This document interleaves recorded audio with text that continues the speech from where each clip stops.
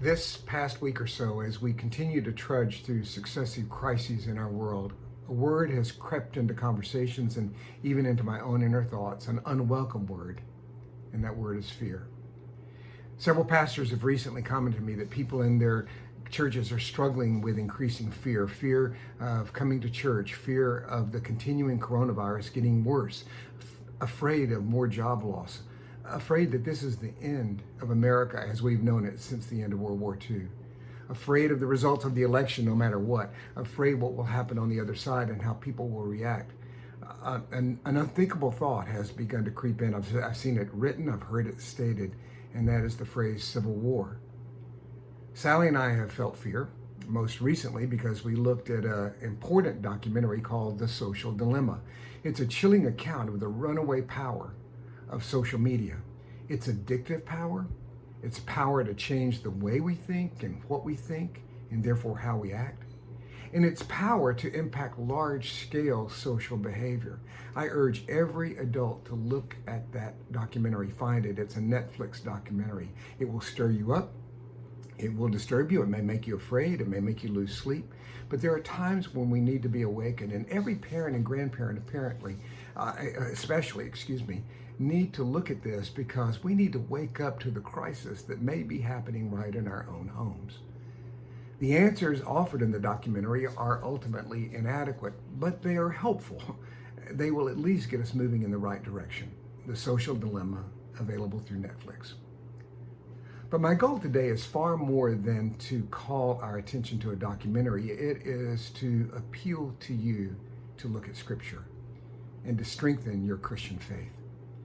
The past few months, the Lord has spoken to me through the minor prophets, through Hosea and Joel and Micah and Habakkuk. Most recently, I've been walking with Habakkuk. These men have ministered to me because they ministered in profoundly troubling times, chaotic times of destruction and upheaval and war and conflict and injustice and famine. Habakkuk's prophecy, which I've just been in the past couple of weeks, takes less than 15 minutes to read if you read it very slowly, but like most minor prophets, it takes digging in depth to understand the context and really get your head around the message. We don't have time to do that, but I do have an image that I think could help us get a picture, an overview of what Habakkuk really holds to. And there are 4 tent pegs in his prophecy that are solidly fixed in spiritual bedrock that keep Habakkuk's tent, his life, therefore his mind, intact during the howling winds of national crisis. The walls of his tent are shaking. The flap over the opening is flying wildly in the wind. The dust is seeping into every crack and crevice in the tent and covering everything within the tent. The noise is deafening like a jet plane engine. But the pegs hold.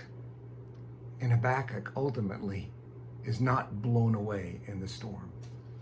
Well, what are these four tent pegs of spiritual stability which enable Habakkuk to hold? Let me just mention them to you, and then I'm going to expand them briefly.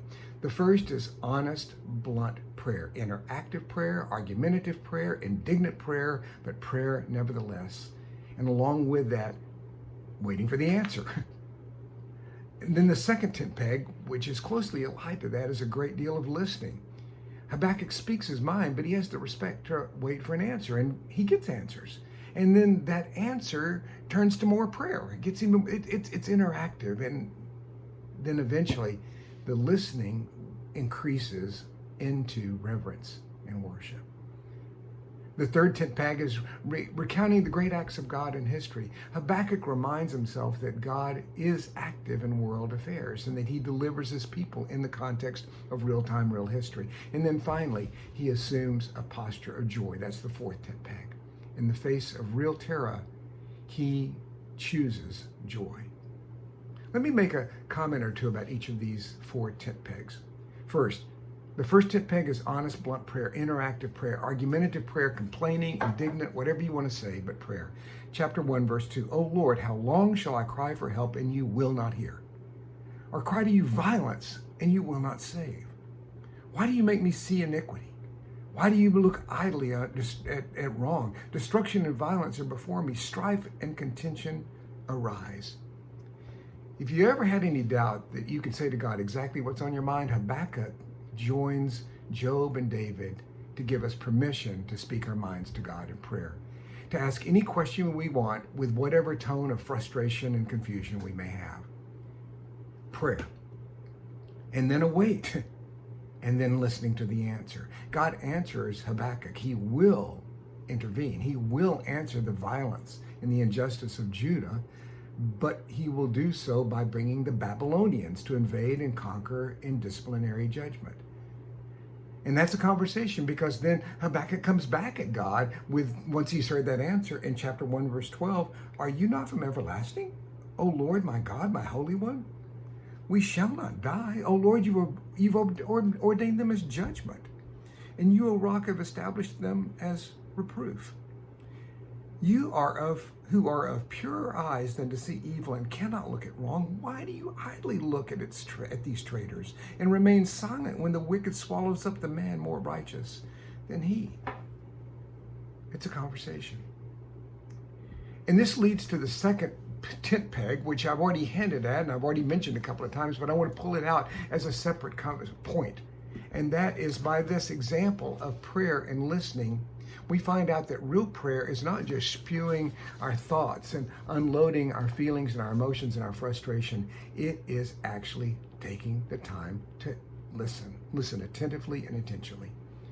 As much as we may notice Habakkuk's prayers in chapters 1 and 2, the primary speaker in chapters 1 and 2 is God, not Habakkuk.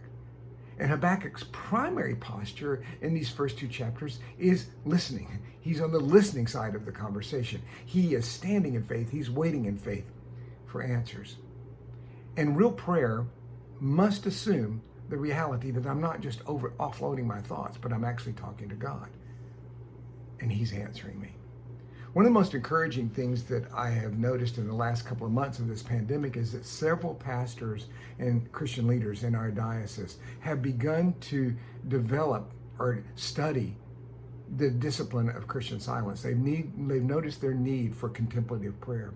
And so multiple leaders are starting to do some reading and some work in these areas and devoting time to listening and to contemplative prayer. And in fact, I am one of them. And this discipline of silence has been a welcome respite for me, and I think for others as well, in this cacophony of noise that we're in terms of social media and news and politics and devastation and so on. And what I have found, and what happens in the book of Habakkuk, is this posture of listening eventually leads us to a place of worship. This probably most famous statement in all of Habakkuk, chapter 2, verse 20, "But the Lord is in his holy temple. Let all the earth keep silence before him."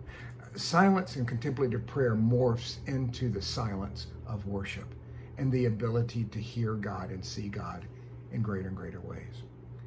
The third tent peg of stability is that Habakkuk actually then intentionally recounts the great acts of God in history. In this posture of listening and worship, he reminds himself that God is present and active in real time in the world. Now, during this particular time of spiritual exile, this pandemic, it's been hard for many of us to believe that God is active in our own personal lives and families. And it's even harder, I think, for us to believe that he's active in the affairs of nations.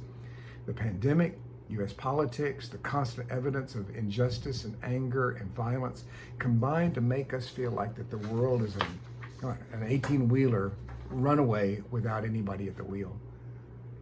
Habakkuk's world was on par with ours. It was parallel in violence and injustice. Instead of a pandemic, there was a famine. Instead of presidential politics, there were invading armies. But God's answer, as Habakkuk recounts history, God reminds him, "I have a plan and I'm working a plan." It's always been true. Now, Habakkuk was not particularly comfortable with that answer in his day, and you and I may not be particularly comfortable today. But God does not sit in the dock under our judgment. He gives us free will as individuals to make certain choices and a freedom as nations to make certain choices, but he nevertheless still claims authority and sovereignty, even as he holds us accountable for our choices. And God's sovereign authority over human history is a hallmark of his self-revelation through the saga of the nation of Israel. That's one of the things we learn there. I'm not pretending that I know where we are in the overarching plan of God. I'm not predicting that we're at the final apocalypse. We may be.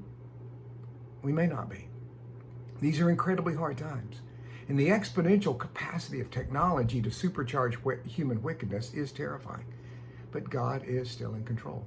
He has a plan and he's working it. In Habakkuk's time, he was bringing in the Babylonians to discipline his people so that he could deliver his people. And so at the end of this recounting of history, of God's work in history, Habakkuk says this in chapter 3, verse 16, "Yet I will quietly wait for the day of trouble to come upon people who invade us." I believe that if God uses wicked people to discipline us, he will then take care of those wicked people in the end. The final tent peg of spiritual stability is a determined posture of praise in the face of terrifying circumstances.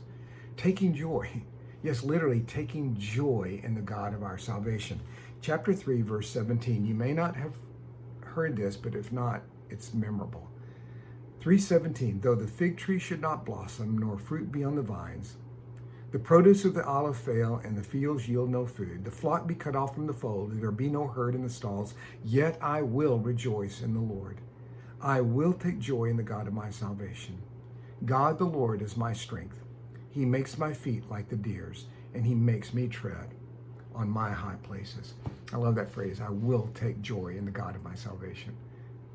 Habakkuk's decision to stand in joy and a posture of praise was really more pure faith than ours need be, because we stand on this side of the resurrection. We stand in Easter.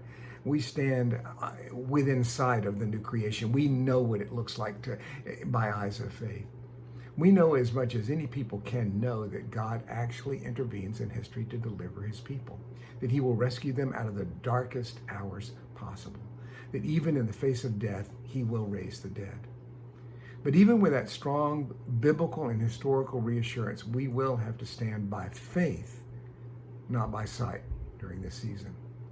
But it will be faith shaped by the story of God active among his people to deliver in the past and to deliver us forever, because he has promised, I will never leave you nor forsake you. And therefore, like Habakkuk, we can have feet like a deer. We can tread on the high places, not just trudge through these dark times. God bless you.